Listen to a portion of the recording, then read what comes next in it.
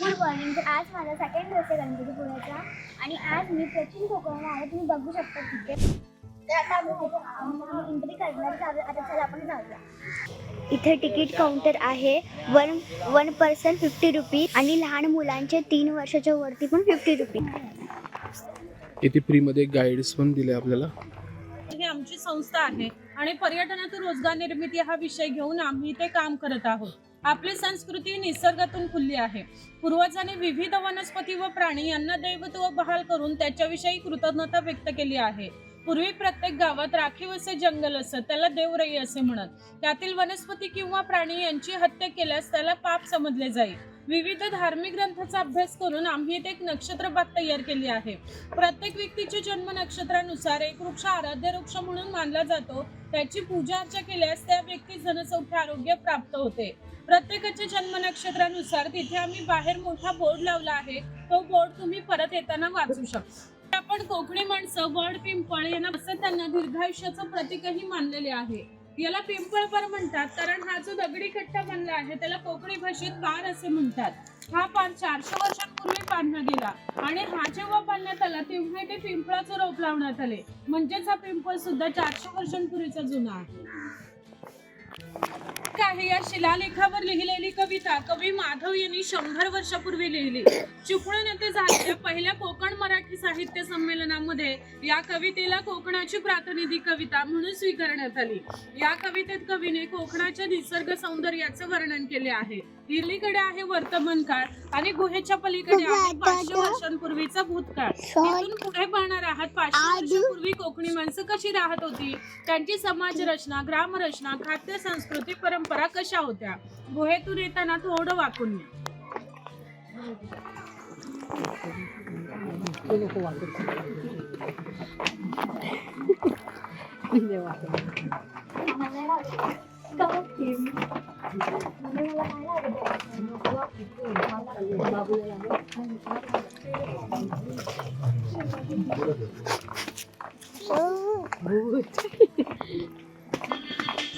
तर गाईड्स बघू शकता तुम्ही किती सुंदर आहे.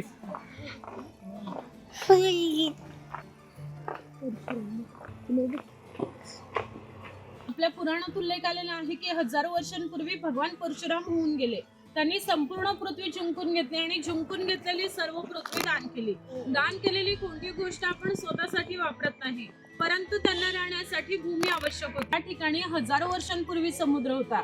त्यांनी त्याच्याशी युद्ध केले आणि त्याला 40 ते 50 किलोमीटर पाठीमागे ढकलले आणि या सुंदर कोकण प्रदेशाची निर्मिती केली. म्हणून या कोकण प्रदेशाला परशुरामाची भूमी असेही म्हणतात. हे सारे कोकण दऱ्याखोऱ्यांनी वेढलेले आहे. सूर्याची किरणही जमिनीपर्यंत पोहोचू शकत नाही इतकी दाट अरण्ये, वाघ, अस्वल, गवे, रेडे यांसारखी जंगली श्वापदे, 200 ते 250 प्रकारच्या औषधी वनस्पती, शेकडो प्रकारचे मासे, दुर्मिळ कासवे, सुसर, मगर यांसारखे प्राणी येथे पाहायला मिळतात. दगड मिळतो. या दगडापासून हा जो पक्का रोड बांधलाय त्याला कोकणी भाषेत पाखाडी असे म्हणतात. ही पाखाडी 400 वर्षांपूर्वीची जुनी आहे. त्यावेळी ती गणपतीच्या देवळापर्यंत होती. काळाच्या ओघात ती नष्ट झाली. आता फक्त प्राचीन कोकणमध्ये शिल्लक राहिलेली पाहायला मिळते. पूर्वी सामान्यपणे अशा पाखाड्या ग्रामदेवतेकडे जाण्यासाठी बांधल्या जात. आपणही या पाखाडीने प्राचीन कोकण मधील ग्रामदेवतेकडे जाणार आहोत. वाघ आणि वाघाची गुहा दाखवले आणि या बाजूला इकडे गाव शिकार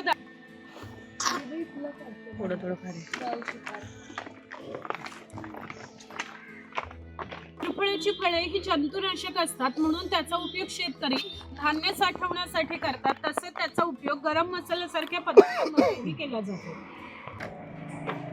ही ग्रामदेवता आहे. पूर्वी धार्मिक संस्थाच गाव नियंत्रित करीत असत. गावातील सगळे गावकरी येथे एकत्र येत असत. गावातील 2 व्यक्तींची भांडणे झाली तर सगळा गाव एकत्र येऊन गाव प्रमुख त्यांच्या समोर न्यायदान करीत असे.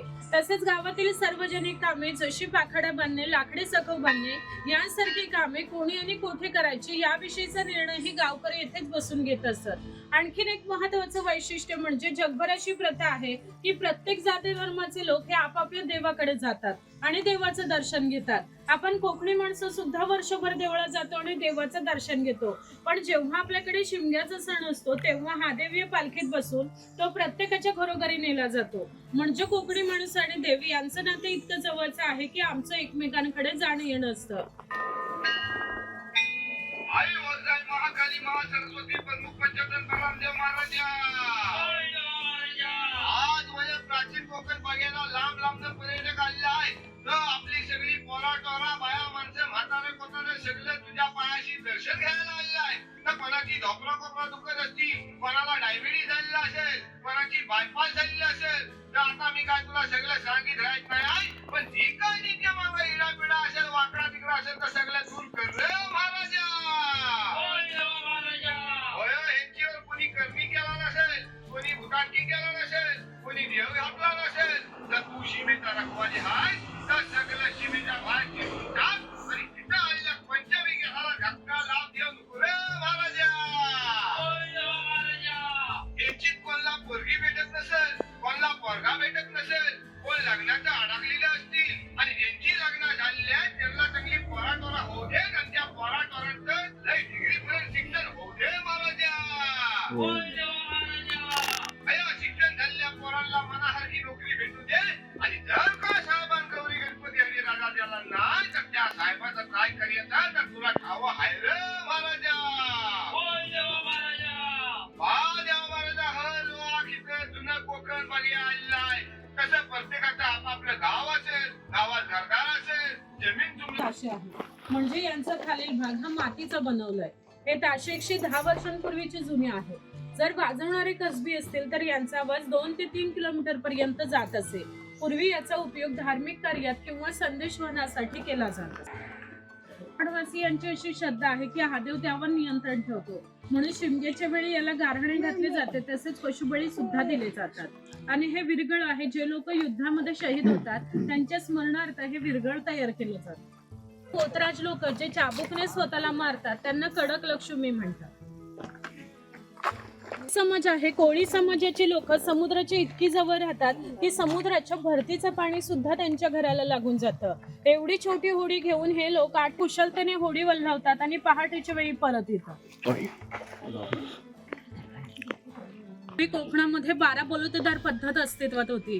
म्हणजे नाभिक, सुतार, चर्मकार, कासार हे लोकांना घरोघरी जाऊन सेवा पुरवीत असत. त्या बदल्यात त्यांना पैसे नव्हे तर केवळ धान्य मिळत असे.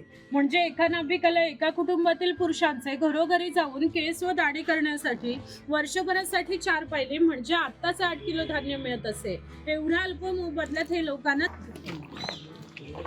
तर गाईडचे खोतांचं घर आहे. हे खोत आहेत राजाच्या गावातील पेट प्रतिनिधी म्हणजे खोत. धार्मिक आणि राजकीय बाबतीत खोतांना गावात पहिला मान असते.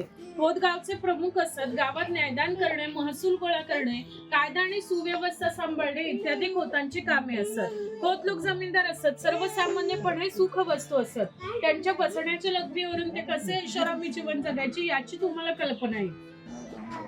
खाली मुलाला खेळताना दाखवले.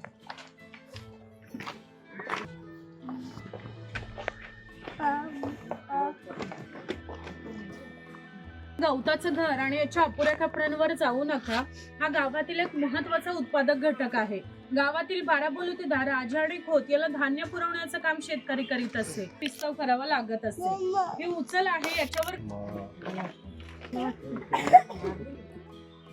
हा कुंभार आहे. गावातील मातीच्या संबंधित सर्व कामे कुंभार करीत असे. म्हणजे गणपतीच्या वेळेला लाल मातीचे गणपती तयार करणे, उन्हाळा आला की मातीची मडकी तयार करणे, तसे दिवाळीच्या दिवसात पंठा तयार करून त्या प्रत्येकाच्या घरोघरी पोहोचवण्याचे काम हा कुंभार करीत असे. हे जे सफेद रंगाचे मडके आहे ते माडी काढण्याचे मडके आहे. कोकणामध्ये नारळाची झाडे फार मोठ्या प्रमाणात आहेत. त्याला नारळ येण्यापूर्वी जी पोळी येते तिला आडवा काप दिला जातो. बाहेरून विशिष्ट प्रकारचा झाडपाला लावला जातो. तो सोनार गावातील महत्वाचा होता. गावातील महिलांना लागणारे व विविध देवतांना लागणारे दागिने बनवून देण्याचे काम हा सोनार करीत असे. त्यांच्या या अप्रतिम कलाकुसरीमुळे त्याच्या नावातील बंदरांना 5000 वर्षांपूर्वीचा इतिहास आहे. या बंदरातूनच भारतीय व्यापाऱ्यांनी जगाशी व्यापार केला. यातून निर्यातीतील 12 बलुतेदार दाखवताना जे अधिक कौशल्यवान आहेत त्या इथे दाराला लागणारी लाकडाच्या वस्तू तुम्हाला आमच्या हस्तकला समन्वय केंद्रात पाहायला मिळतील. त्यामुळे शेतकऱ्याला लागणारी लाकडी अवजारे बनवून देण्याचे काम सुतार करीत असे. त्याप्रमाणे त्याला लागणारी लोखंडी अवजारे बनवून देण्याचे काम हा लोहार करीत असे.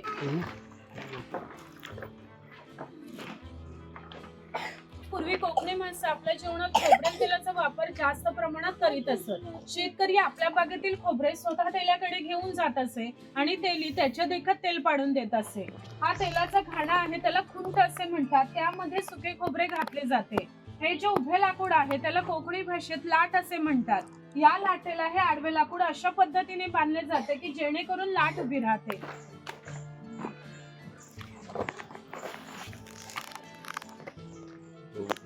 हा बुरुड आहे. पूर्वी प्रत्येक व्यवसाय हा जातीनिहाय करावा लागत असे. व्यवसाय निवडीचे स्वातंत्र्य नव्हते. प्रत्येकाला आपल्या जातीचाच व्यवसाय करावा लागत असे. म्हणजे या बांबूच्या वस्तू बनवून देण्याचे काम बुरुड.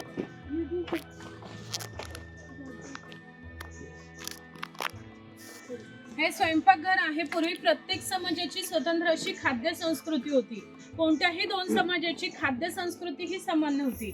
म्हणजे कोकणी माणसांची चविष्ट अशी खाद्य संस्कृती होती. पूर्वी कोकणी माणसं आपल्या जेवणात भात अशी सांगितल्याप्रमाणे गावातील 12 बोलतेदार लोकांना घरोघरी जाऊन सेवा पुरवीत असत. हा पाणवठा आहे. पूर्वी प्रत्येक गावात भरपूर मोठी जंगले असतात. त्यामुळे गावात पाणी मोठ्या प्रमाणावर असे. बांधून ते पाणी वरती आहे. चांबड्याच्या वस्तू बनवून देण्याचे काम चर्मकार करीत असे. याच्या जोडीला आणखीन एक प्रसंग सांगतो जो 500 वर्षापूर्वी घडला. इथून 80 किलोमीटरवर मार्लेश्वर नावाचं देवस्थान आहे. तिथे एका पर्वतावर एक मोठी गुहा आहे आणि या गुहेत एक शंकराची पिंडी आहे. तिचं आणखीन एक वैशिष्ट्य म्हणजे या गुहेत अजूनही जिवंत साप आहेत. पूर्वी मार्लेश्वर देव एका गावात राहत होते. त्या गावातील लोक वाईट मार्गाने वागू लागले. त्यामुळे शंकराचं पावित्र्य कमी होऊ लागले. भरपूर धन आहे तो. पूर्वी हे धनगर लोक इतक्या दुर्गम ठिकाणी राहत की त्यांना पहिला बस स्टॉप 10 ते 12 किलोमीटर अंतरावर लागत असे. जेव्हा हे लोक गावात येत असत तेव्हा त्यांच्या पायात चांबड्याच्या म्हणा हे खैराचं झाड आहे. याच्यातील लाल रंगाच्या खोडापासून कात तयार केला जातो जो पानामध्ये खातात लाल रंग येण्यासाठी. तो पुढे कातभट्टी दाखवली.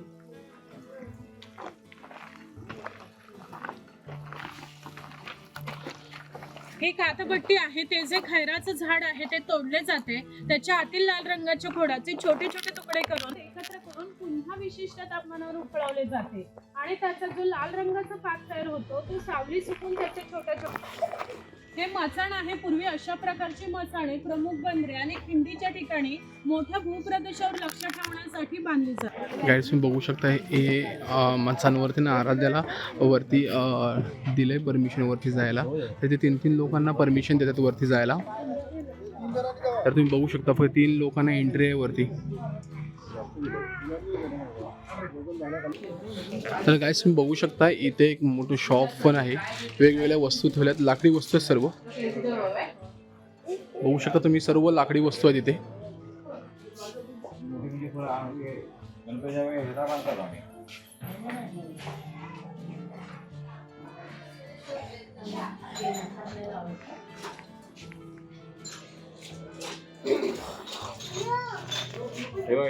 तर गाईज हे प्राचीन कोकण नमन मंडळ आहे. तर हे ज्या नमनामध्ये ज्या वस्तू यूज केल्या जातात बघा सर्व सोंगाडे घेतले जातात ते सर्व इथे लावलेत. तर तुम्ही बघू शकता हे नमनामध्ये यूज केलं जातं. तुम्ही जर कधी कोकणामध्ये आलात तर नमन बघा. हे सर्व नमनामध्ये सोंग यूज केले जातात. हे कोकणामध्ये सादर केलं जातं.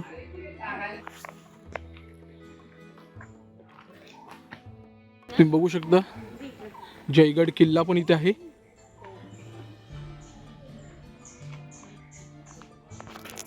गाईड्स हे मच्छालय आहे. तर आपल्याला ते कॅमेरा ते अलाउड करणार नाही कारण त्याने अगोदर सांगितलं होतं मच्छालयामध्ये कॅमेरा अलाउड होणार नाही. खूप सुंदर आहे. तर तुम्ही पण इथे नक्कीच या. आणि जर तुम्हाला हा माझा व्हिडिओ आवडला असेल तर लाईक करा, शेअर करा, चॅनलला सबस्क्राईब करा. भेटूया आपण नेक्स्ट ब्लॉगमध्ये. Bye bye. Take care.